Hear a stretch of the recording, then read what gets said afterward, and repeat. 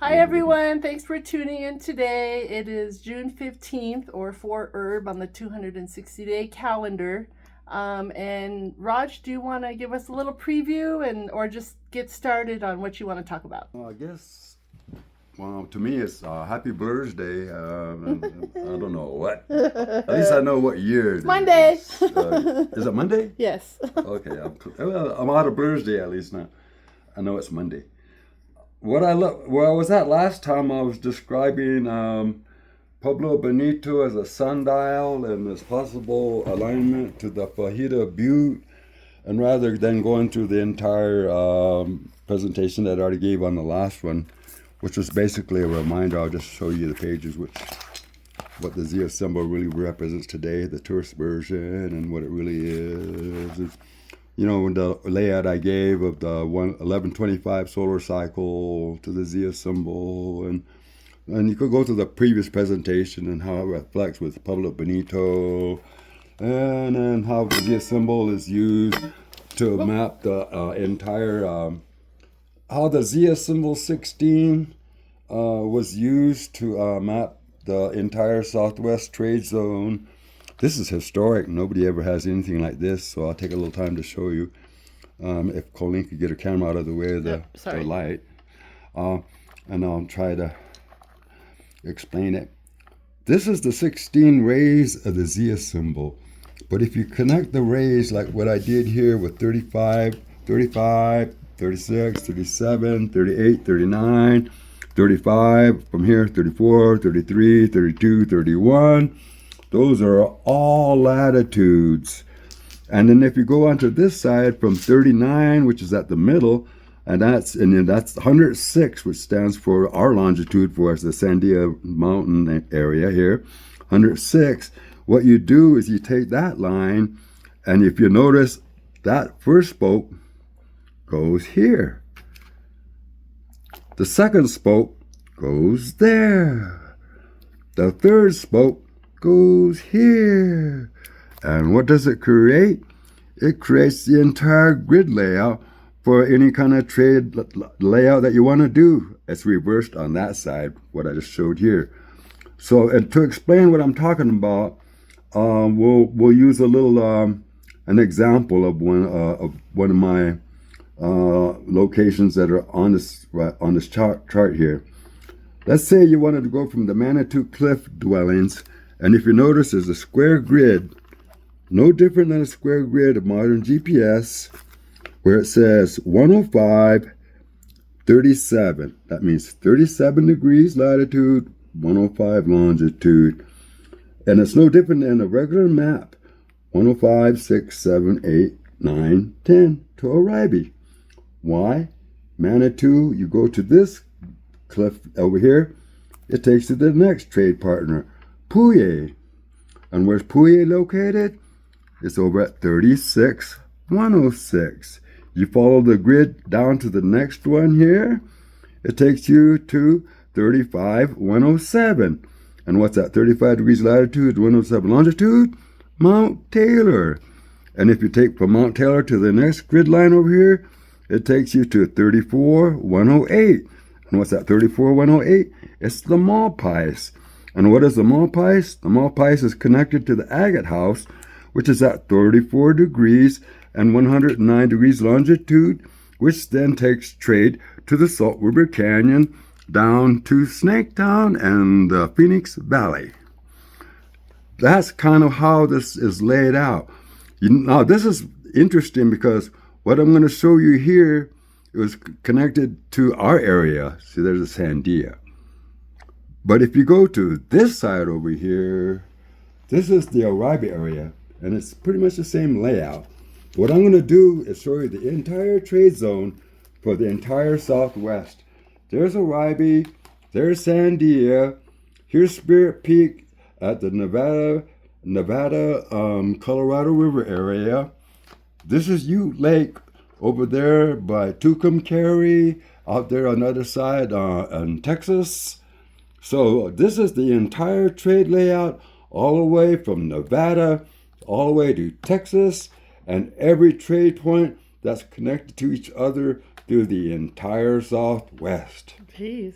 This is an archaeologist's wet dream. This is something that I didn't have to dig up a bone. I did all of this through the stars and my Chinook mapping system because it's part of my tradition. And I think it's time to bring it out because a lot of us are too busy playing Indian rather than being really native anymore. And a lot of things are being lost along the way. I mean, I did all the work for the archaeologists, anthropologists. They're still daydreaming about a Chaco meridian that don't exist. I mean, you look at my layout. Is Chaco in the middle of all of this?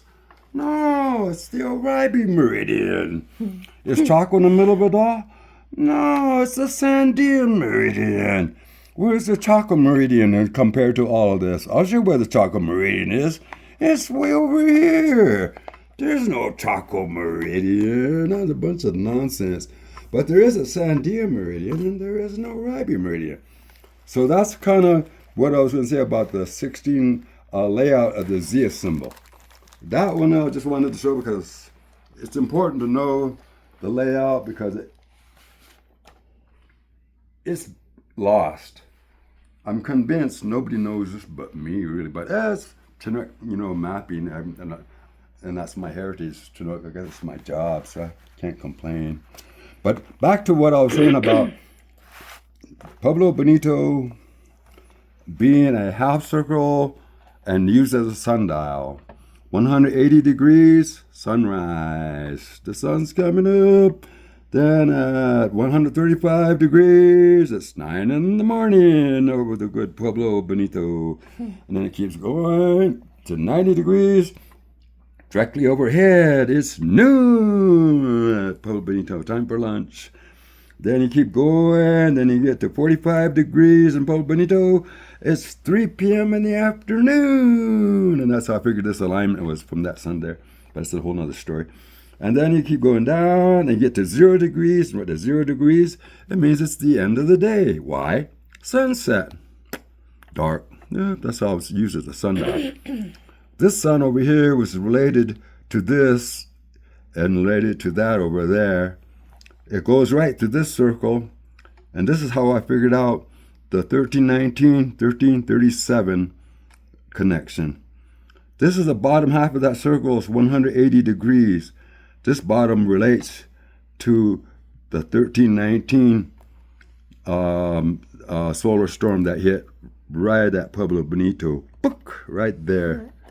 That little dot, not over there. Oh no, just pointing out the 180 degrees.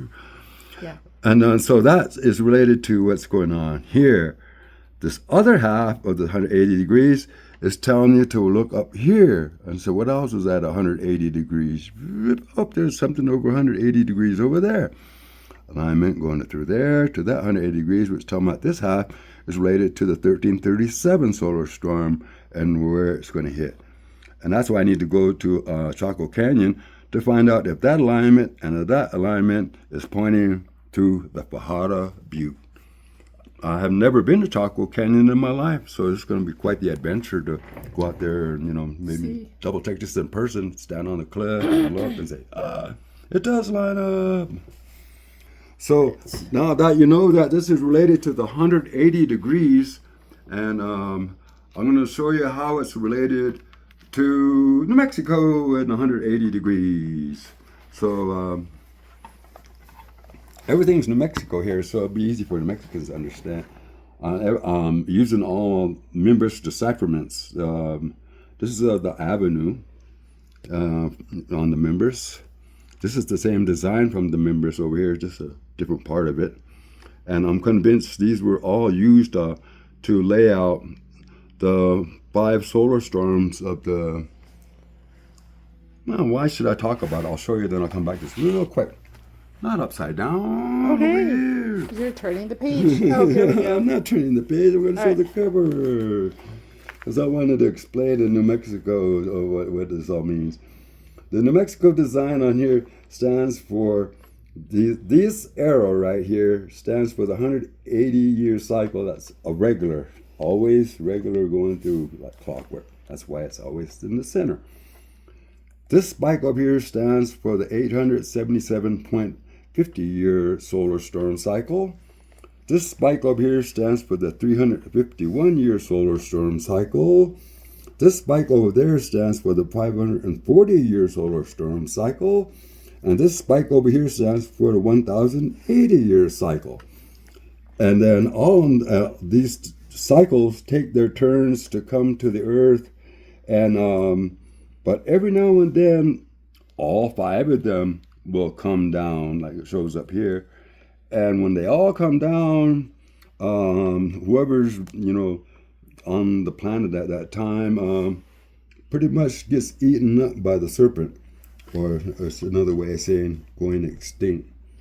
But it's also the same time that Quetzalcoatl, or the Messiah, shows up at the same time. And how do I know that? The wings, feathered. Serpent, feathered serpent. I was lucky because I got to get the baby picture of Junior, and this is going to be interesting. See that serpent right there with his mouth? See that serpent right there with his mouth? See that serpent over there with his mouth? See the feathers over here on the side? See the feathers over here on the side? See his baby face in the middle? That's him all grown up. There's the serpent. There's the serpent. And the mouth is even open the same way. Yeah, I'm lucky. I got a family picture of Junior when he was a baby, not realizing it was the same thing as what was in Member's art. But this is, from the family photo album. I got to get a little tour of the spirit world, but that's another story. But anyway, I wanted to let you know that a lot of the art in New Mexico is referring to the solar storm cycles. Now, back to the lesson. Now, why did I say about that 180 being the regular? Here's 1859. This is when the Carrington event occurred. This number would be up here in 1859. In 1859, the sun would shoot us a solar storm. The 180-year solar storm would go and hit us here on the Earth. And then it starts a whole nother cycle, 1870, 1881, 1882, 1904, 1915, 1926, 1937, 1949, which is the 90-year mark, which is important. The 90-year mark I put here is because my computer that I have for this over there is made out in 90 years. 2 of these is 180. 90-year mark is one rotation of this. That means here. Second to there is 2 rounds of those, but that's a whole nother story too. That's what that 90-year mark is for. 1949, 1960, 1971, 1982, 1994, 2005, 2016, and in orange over here is 2027 and 3/4, which is the year coming up next year, 2027. The last 25-year solar cycle before it comes back to where 1859 used to be. Oh, this chart also works with the 351, the 540, the 877.50, the 1,080-year solar storm cycles as well. You just got to interchange that 180 to any of these other years, and it'll work for the same thing. You just got to change the math and the numbers, but it'll do the same layout. So when it comes back to from 1859 and it makes one entire rotation, this time 1859 isn't in there no more. It's 2039. So when it gets to 2039, what does the sun do? Shoots us a solar storm. And that's when the next Carrington event is going to occur. 1859, 2039. 180-year increments between the two. And then the next one occurs. So we know that's for the 180-year cycle here, what I explained. But with the New Mexico symbols again, I'm going to use this here, made it larger, use him again here, but this is a different example. This one is in relations to the grand cycles. Every 14,040 years, the sun comes to us. What do I mean by that? It's what the ancients were showing me on one of these pictures back here. That it's really obvious on one of the sun coming down the stairs, the sun coming down to us. Stairs, 3 lines, that's a 540 cycle, a 180 cycle. But the sun coming to us. That's what that's saying. Every 14,040 years, the sun comes to us. 14,040 year cycle, when all 5 solar storm cycles come together. The last one was in 12,001 BCE. The next cycle is in 2039. This is 1201 BC. 1201 BC was up here like he's doing up here, but there's a difference this time. Instead of dropping us a solar storm from a distance, the sun, because of all of these combined solar storms, the sun comes to us. It's like being in the sun, basically, during that time. And the sun comes to us. It's no longer up there no more. And for the MesoAmericans, I would like to explain what I mean by the sun coming to us in 1201 BC and what this means between all of these numbers that are going on here. What I'm talking about for the Mesoamerican people that are out there listening, what I'm describing is what you call in your culture for movement. For movement, when all of these come together, combine, and come straight down. And, the last time it came to Earth was in 1201 BC. The halfway point was in 4981 BCE. When the rest of the halfway takes us to 2039, it does like this, except for it shooting down, it comes down. That and what I'm describing are the same thing. For movement and this are one and the same. And just one last thing on this, and I'll go into the next page. This over here stands for one reed, which is the return of Quetzalcoatl, which will happen in the year one reed. And one reed is in 2038-39. And what else is in 28-38-39? 224 days later, after one reed begins in 2039, is the day for movement. Sun comes to us. It's no longer up there shooting storms down here. He's here with us. So I wanted to explain how this is connected to Mesoamerica by the 4 movement symbol and to exactly the same thing I just described, what's going on with New Mexico.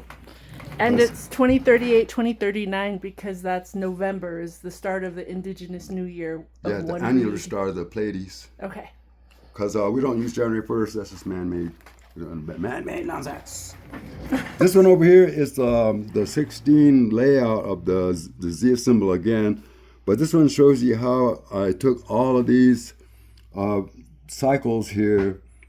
It's an 877.5 year cycle, 16 cycles of it all. And how you could go back to the date of 1201 BC, which I was talking about earlier, which is that date. And then you could go to 260401, which is for that date, the Denisovans on this end. But this is basically for the long count for all the grand ages when everything comes to their own little 4 movements. And I'll explain what this means in a little while. You could continue this, go on all the way, to another number. But this is over. Every 14,040 years, the 16 Zia symbol and the 13 260-day sacred calendar, the solar maximus storm cycles hit at the same time and on the same year. And if you minus 877.5 of each of these sections over here, from 2039 to 11.625, which is that next number there, and you come subtracting that 887.50 from the total sum, till you go all the way through all the ways, it'll take you to that 1201. Go all the way around again, it'll take you to 26401. Now pay attention, Mesoamericans, again. This is where it gets interesting. At the beginning, 0, the divine entities inhabit this cycle, which was destroyed by volcanoes. if I took that number there and minus that 14,040, it'll give me the tail end of the cycle of when the divine entities were here before they left. Before they sacrificed themselves, though, they created mankind to carry on what they couldn't because they knew they weren't going to be here. So when they inhabited this area, they created mankind, and it was the beginning of the cycles. From that point on, you could go to those cycles of 14,040 years. 40,081 BCE was when the Neanderthals were taken out by the 5 solar storms I was describing. And what day was that? One movement. And the next one, which I showed earlier, 260401 BCE, that was the Denisovans. That was 2 movement. See how they're going in numerical order? And if you go 14,040 years up further, it'll take you to 1201 BCE, which is the number I was showing earlier on this other chart, let alone there. That's 3 movement. That's when the Clovis man was taken out. You add 14,040 years to that, it'll take you to 2039. 4 movement. The sun we're living in now. Now, here's where it gets even more interesting. See, when I said they were destroyed by volcanoes? Though people that know their Aztec calendar stone, the first age was destroyed by volcanoes. The Neanderthals were destroyed by global hurricanes, and accordingly were turned to monkeys and ran on up the trees or something like that. And the Denisovans were destroyed by a rain of fire that came out of the sky called asteroids, meteorites, and all the other good stuff on there. And then Clovis man was destroyed by floods. And then what's going to happen in 4 movement? All of these I just mentioned happening all at the same time. It's like the I Ching: air, wind, air, water, earth, fire. I'll give it away. It's called the Great Purification, cleaning the face of the earth for the next cycle. Great Purification. That's why that word was created. All the elements cleanse everything for a new beginning. But it has to be all of them coming together at the same time. Nothing personal against us humans. This is just the way nature works. So anyway, I wanted to explain this to the Mesoamericans about the movements and how it works in sequence and all that. So this was the grand count. Over here is the Mesoamerican count. This one is the same thing. See, there's one of the solar storms represented here. 2, 4, 6, 8, 10. And the tongue, 11. 11 years for a solar cycle. Solar cycle, solar storm cycle, solar storm cycle, solar storm cycle, solar storm cycle, like I showed you earlier about coming down the stairs. And when this comes together with the 180, it comes down the stairs and the sun comes to us. And when it comes down to us, why does it come down to us and blows our heads off? It gives it away over here. There's 3 and there's 2. Now look, there's 3 and there's 2. There's 3, there's 2, there's 3. And what they're doing, they're all coming together. And when they merge together, what is it coming down? It's coming down into a serpent that has its mouth open, ready to eat that dude. And so this is saying, about the same thing. That's saying. You see? All 5 solar storms coming together at the same time. So this is the Mesoamerican, and this here is ancient Mimbres art. New Mexico, our backyard. And this is combined with this over here, because if you look over here, it's one alligator. You go down here, is one jaguar. You go over here, is one deer. And you go down to here, is one flower. And then you go over one flower, okay. Oh, one reed, and then you get two reeds. See, so it's going on this order. It's following this. Yeah. It's the same thing, just displayed visually like that. See that 540-year cycle on this side? Yes. 540-year cycle is all of this purple row. Everything up here is a 540-year solar storm cycle date, when there's going to be a solar storm cycle according to the 540-year count. Because why? Each one of those equals 540. 540, 540, 540. See? 27 years times 20 icons equals 540. So now we go over here to the 351-year cycle over here. That is over here at 1688 to 2039. And those, remember, these are in 27-year increments, each of these squares. That's the 351-year cycle running over here. That's for over there. So now you know that is combined to here, and that's combined to here. The yellow ones are these dates. The purple ones are the 540 dates. So that's how this works. There's that forward movement I was talking about earlier. So those are 3 different cycles that you... Well, 2. Oh, 2. On this one. Oh, okay. Because there's a 350 and a 540. Okay. I don't know. I'm still having... I got you. But I'll show you how it kind of operates. So. Okay, and you covered that in the previous recording that we did. You see that over here, and that over there, and that over here in the purple? I'm going to come to that a little later. It's 121 BCE, 419, 959, and 1499. I'll come back to them all. Those are important. But I'm going to go through the presentation, and we'll come back to it in a bit here. Well, over here, this describes the Serpent mound in Ohio. And people went, what does the Serpent mound mean? Blah, blah, blah, blah, blah. What did I say solar cycle was in years, Colleen? 11. Okay, now watch. Point. The tail, 1. The first curve of the tail, 2, 3, 4, 5, 6, 7, 8, 9, 10. The egg, 11. Yeah, that's basically what you got there. And I'll put it back over here to where you were showing it earlier because you ran off too early. This is important because you see how he's eating that serpent's eating the egg? Yes. It represents the same thing as a serpent eating this man over here. Which means Clovis man last time around.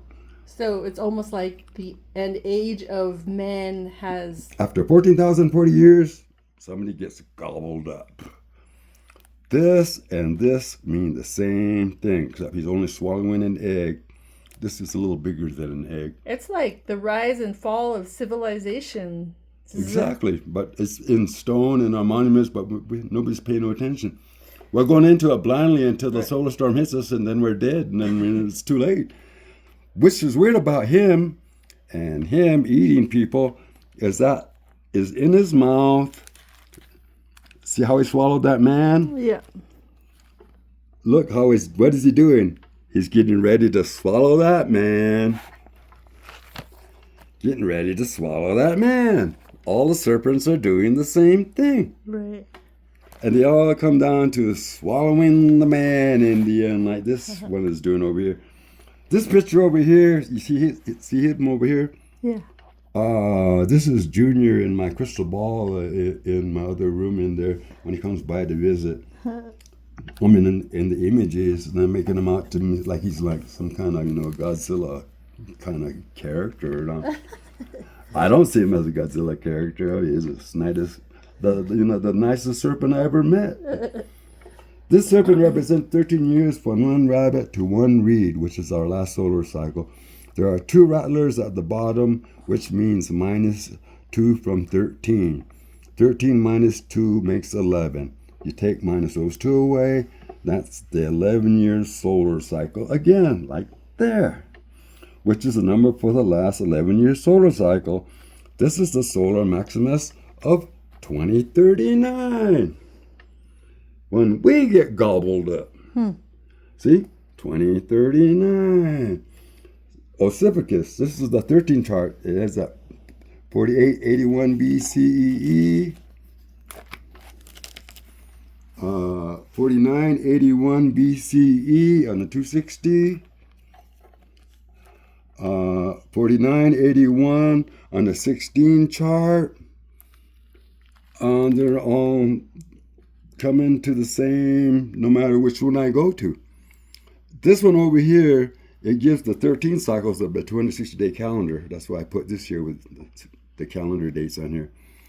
This one is kind of predicting, how it goes when Leo is rising and Aquarius is setting and the Pleiades is directly overhead during Taurus. That this will occur on a specific year, which is 2039. There's two extremes of this thing. From 1201, it goes to 4981, which I call a solar storm moderate, which is the sleeping junior over here, relaxed, kicking back. That's the bottom of the sine wave he makes with his body. He's all relaxed, chillax, kicking back, sleep. Nothing serious yet. But when you continue this way to the solar maximum, solar storm extreme, same dude, except extreme. Everything behind him is what's going on in the solar storm. If you look in the background, you can see human figures, human faces, worms that are in the back going, and the ground's melting.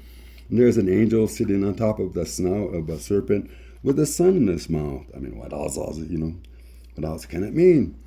Junior is a baby. Junior all grown up. Hey, I got his baby picture. So this is the one that's set up for how to, with the constellations and the 13 and the 260.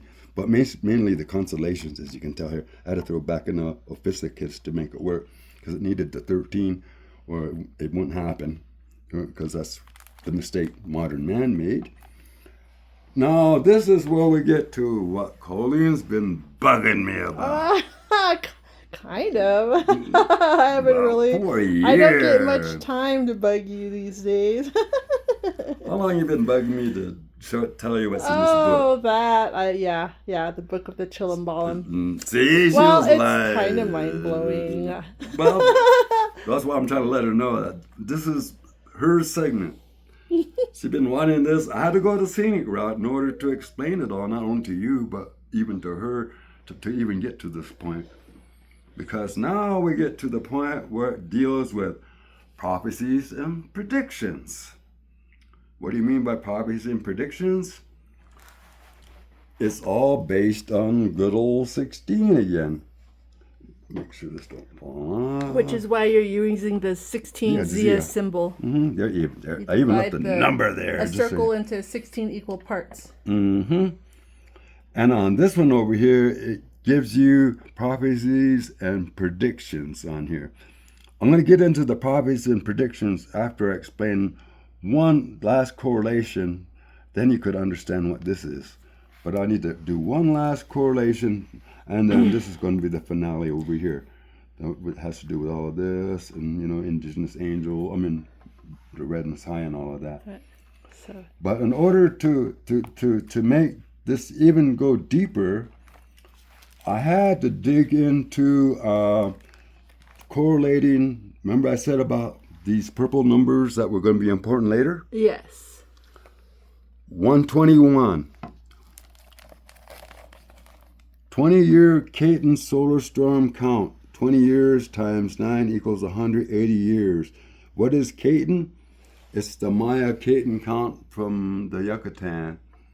It's over 1,000 miles from the Valley of Mexico, and the Valley of Mexico is over 1,000 miles from us over here.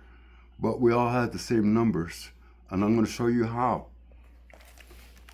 121 BC, 260-day sacred calendar.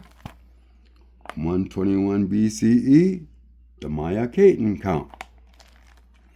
419 over here, 419 over there. 959 here, 959 there.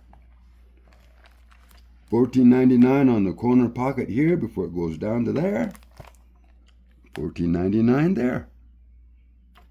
This is correlating the 260-day calendar of the Valley of Mexico and Teotihuacan and that area to the Katun count of the Maya, which is interesting because now this is based on 13. New Mexico is based on 16. This is based on 20. They all have different numbers, but they all come to the same place. The Maya count is in 20s. The 20 count is different than the 16 count because the 16 count gives you echo. Like say what happened in 1490, what did I put over here? 23. Okay, 1519 is going to reoccur 520 years later in 2039. An echo circle. See where it reflects from each other? Yes. This is how the 16 works with with the 520. The Maya one, it operates differently. It works in 260-year increments for things to repeat themselves. So now that I showed you that the correlation from there to how it goes here, I'm going to explain how the Maya Katun count is used to count the solar years. In order, then when I get that, then it'll explain this at the very tail end. Okay. Counting the 180-year cycles, an example is 1859, the Carrington event. 1859 minus 180 equals 1679. In order to do the count here, it's really simple. The 20 years is the Katun count. The 9 years are the rows to go back or forward. So that was, what did I say? That was the Carrington event? Yes. 1, 2, 3, 4, 5, 6, 7, 8, 9. There, oh, 9. Yeah, 9. Because that's 9 times 2 is 180. And what number does that say? 1687. See? Or 1679 too, I think is in there to see 1679, 1687. Yeah. Just 1679 right there. Oh, it's an 8-year period. Yeah. And it's the 8 years because of, you said it's the Venus cycle? Yeah, for the Venus. But there's that 1679. And that's when the last solar storm that occurred that took out Spain. And then that 9 forward takes you over here. But if you go 9 from here forward, 1, 2, 3, 4, 5, 6, 7, 8, it takes you to 2039.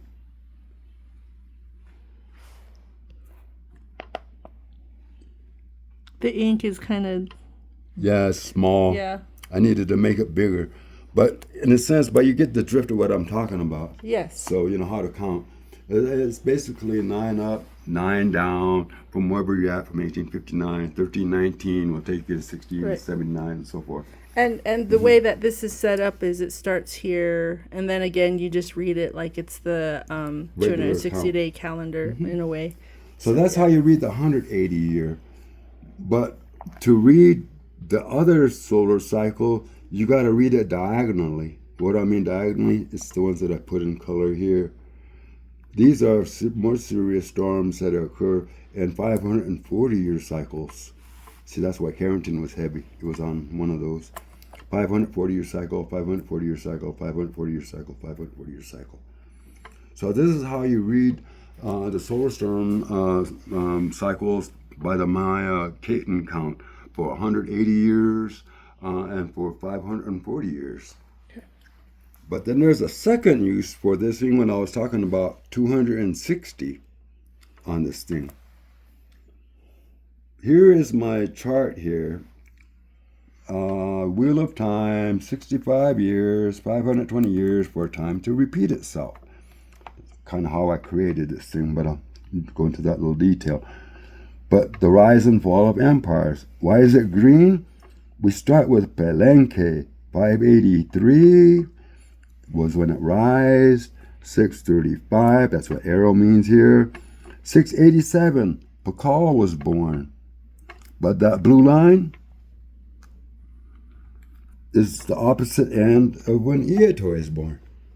Oh, Iatoy is up in Babakivri for the Tohono O'odham. Southern Arizona. And so 687, and then you go to 739, and then about 791, Palenque went belly up, and the Toltecs came into power in 791. Then the Toltecs in 791, 843, 895, 947. What happened when the Toltecs? Quetzalcoatl was born. Look who's at the other end of over here. 1467. Montezuma at the other side of the exact echo circle that I'm talking about, how history repeats itself. Oh. Then you go from 947, it goes to 999, and then the Toltec Empire ended. And I don't know why, but they did a 252-year cycles to go to 1103 before they continued the count. I think it goes 2 counts, and then 1, 2, and 1, and 2. But I'm not old enough to see all of that yet. I have to be over 1,000 years old to do that. But the Hohokam at 1103 started their empire, and their empire went down here to 1155, and then in 1207, Iatoy was born. Like I said, what's on the opposite side of Iatoy? Pakal. They're basically the same persona. From 1207, you go to 1259. 1259, you go to 1311, and that's when the Hohokam Empire ended, and the Anasazi Empire started up. And 1311, the Anasazi here in the American Southwest came into power, and by 1363, they were getting more into power. But by 1363, I guess they got bored, and a bunch of them went on a real long walk all the way down to the Valley of Mexico and established a place called Tenochtitlan, which means they are still an extension of these people. Just because they walk down here doesn't mean they're not disconnected anymore. And so they became the Aztecs. When the Aztecs came into power was around 1415. See the Aztecs there? The Aztecs were in power all the way through here to 1467 when Montezuma was born. At the other end of the echo circle is Quetzalcoatl. From 1467, then you go over here to 1519 when Cortez met Montezuma. And then we struggled in the Maya, Yucatan, and with the Spanish till 1571. And this purple part is the end of our indigenous world, what they would call pre-Hispanic. From this point on, from 1571 up to 1623, Spain became a world power. And then in 1675, Spain was in there. And then you get over here to 1727, Handsome Lake, believe it or not, from the White Roots of Peace up in the Woodlands area of the New York State area, Great Lakes area, was born. And then this, according to this, he was one of the prophets just as well. He's not at the other end there, but for some odd reason, they threw him and somebody else in, like I think it was a Hail Mary that they didn't tell anybody about. But from 1727, when Handsome Lake was born and brought in the White Roots of Peace, it went to 1779. Spain lost power, and in 1779, the Declaration of Independence was ratified in Philadelphia. And this place called Mercury was born, called USA, 1779. And then what happened after 1779? You get to 1844, or 1831, I mean, over here. And then you get up here to 1844. This is where I don't understand. If you take this number over here, it'll take you to, the 1319. from the Anasazi thing by the the 13s that you put onto the thing. But this is where it gets weird. In 1844, if you add 13, it takes you to 1857, which was the year that Wovoka was born. 2 years after Wovoka was born, the Carrington event occurred in 1859. The little 2-year increment between when he was born and when the event occurred, which I think is another Hail Mary play. I think these two are Hail Mary plays from what I'm seeing. And the Carrington event occurred, which would make it about 1859, about right in the middle of there, to the 1319, which would be the middle right over here, because they're right across from each other. And then from that, it goes to 1883. Now, this is where it gets interesting. If you add 4 years to that, it takes you to 1889. What happened in 1889? Geronimo surrendered, and it was the end of the Indian Wars. 1935, you add 4 to that, it takes you to 1939. What is that telling you? It's telling you that's the beginning of World War II. 1909, you add 4 to that, and that takes you to, 1913. 1913, 1914, the beginning of World War I. And then you go up to 1987, and the Iran-Iraq conflict in the Middle East, leading all up to 9/11, leading all the way up to the Middle East conflict we're having today to 2039. What happened in 2039? This, and the Toltecs are all part of the same cycle. At the peak of their power, at this moment in time, they all fell from power. Book. Fall of Empires. 360 years. Rise of Empire. 180 times 2, 360 years. 239. America, minus 360.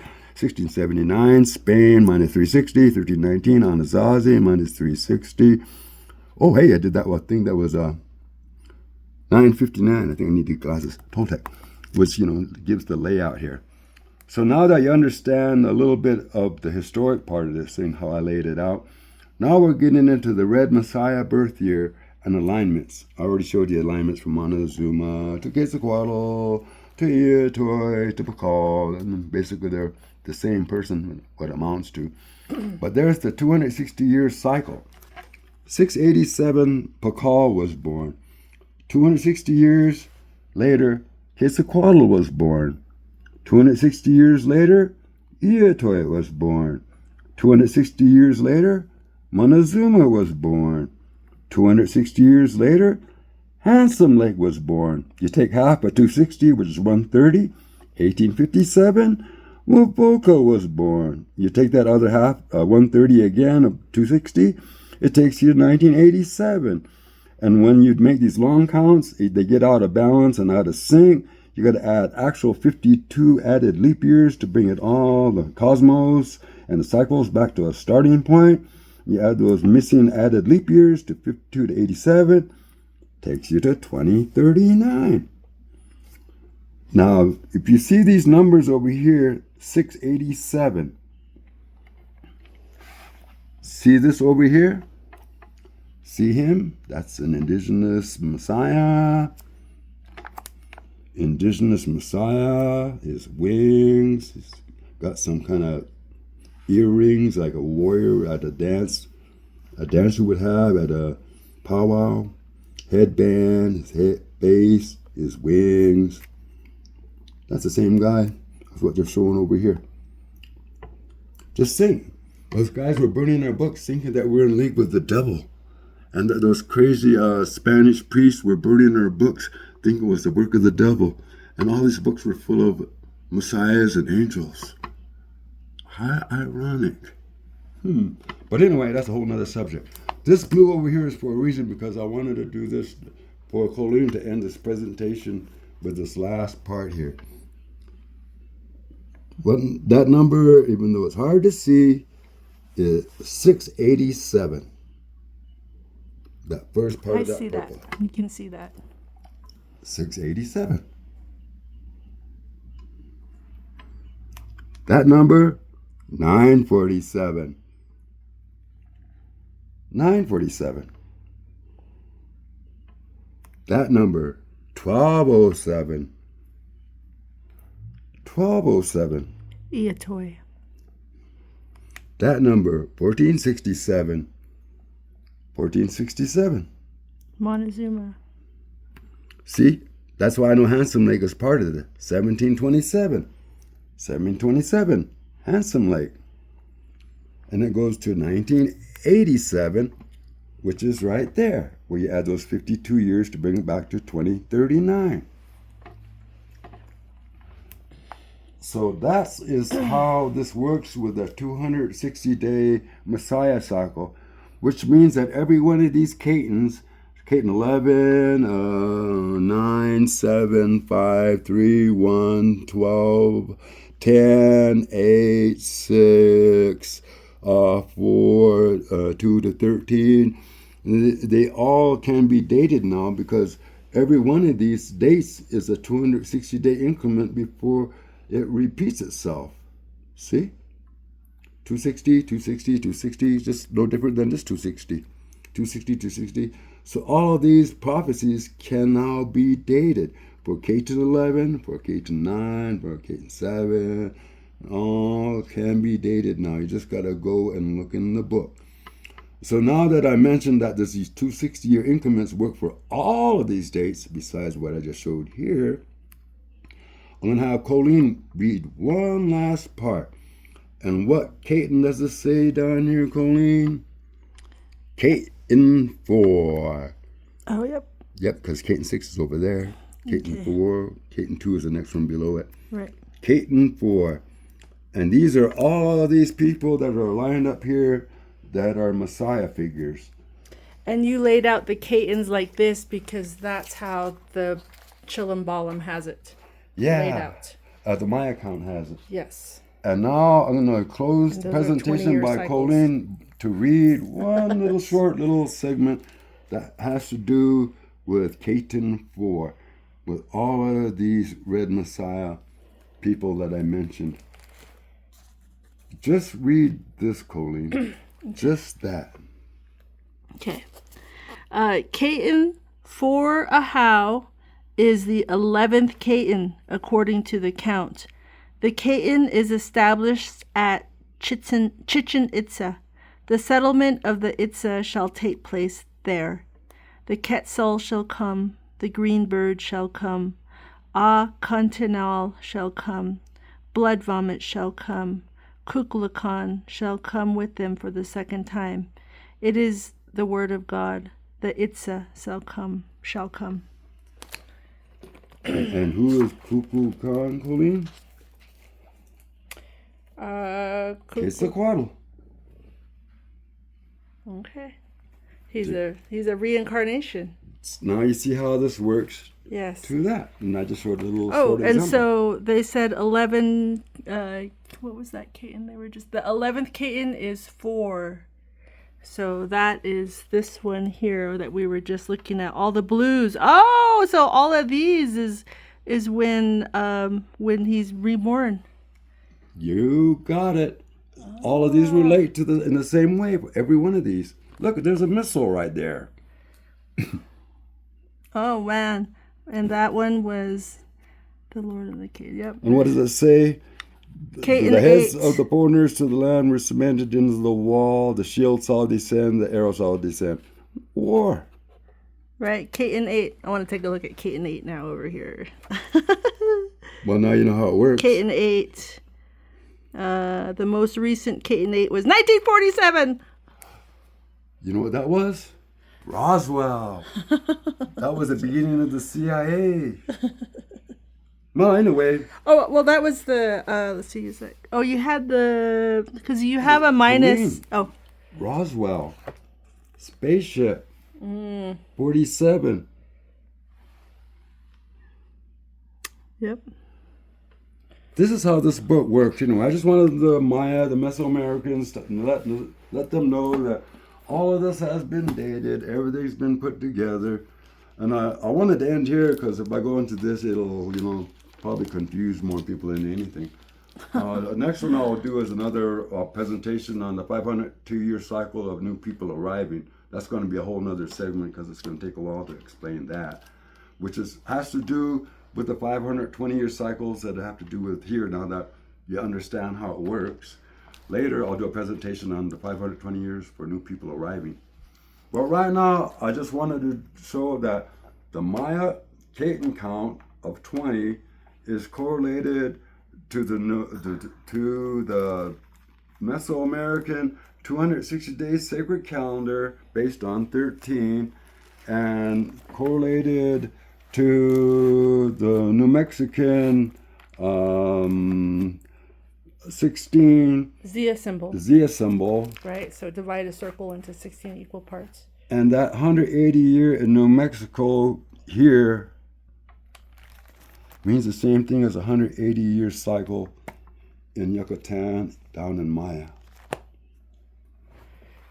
So we're basically all connected as indigenous peoples of the Americas. Yes, we all have the same teachings, and they all put it in stone about what's going to happen in 2039, but we're too stupid to see it or even understand it anymore because they put them in stone hoping that one of us would figure it out before it got too late.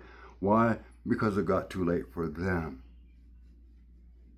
And they just didn't want that to happen to us. But are we smart enough to figure it out? No, I don't think so. Not these days. Well, not everyone. AI is dumbing people down. AI is just an extension of the white man's mentality and their psychosis. Anything that's extended from them, you think it's going to be truthful? I don't think so. How many treaties have they kept, Colleen, of the 568 of them that they've made with us? 9. What does that mean? They're liars.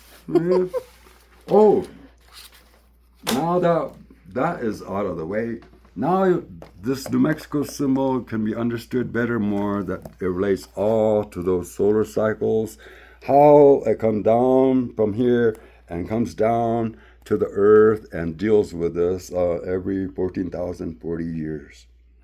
This represents that cycle. Then we get eaten by the big serpent over there. Junior gets hungry.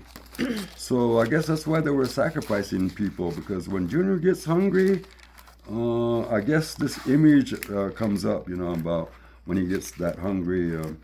They say, Junior's hungry, what do we do? Feed him or we'll be next. Quick, sacrifice somebody. So that's where they got the idea to do the sacrifice, probably. I'm guessing, I don't know. I do know.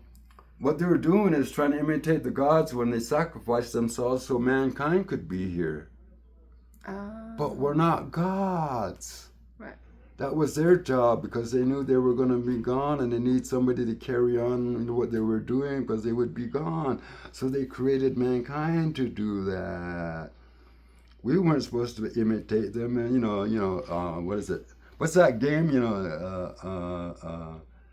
Monkey see, monkey do.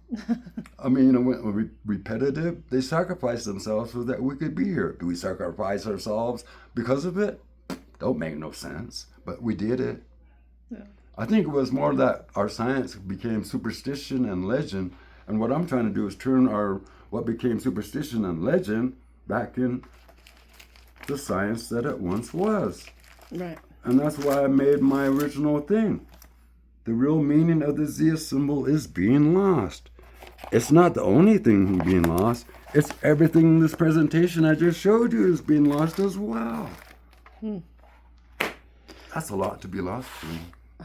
But anyway, that's why I wanted to end it, because Colleen wanted to know about this one book and was haunting me for the longest time. And I told her there's going to be a boogeyman part to it that I don't know if you're going to be happy with. I hope you're happy with the solar storms, because there was no way I could go around that and explain the prophecy predictions. Okay. So, thank you, Raj. You're welcome. Now you can quit bugging me for the last 2 years. Thanks for tuning in, and thanks for supporting the channel and Raj. It's not right.